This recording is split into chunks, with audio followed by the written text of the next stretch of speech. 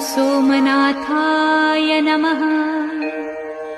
ॐ मल्लिकार्जुनाय नमः। ॐ महाकालेश्वराय नमः। ॐ ओंकारेश्वराय नमः। ॐ वैद्यनाथाय नमः।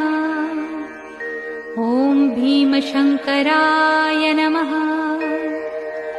ॐ रामेश्वराय नमः। ॐ नागेश्वराय नमः। ॐ विश्वेश्वराय नमः। ॐ त्र्यंबकेश्वराय नमः। ॐ केदारेश्वराय नमः।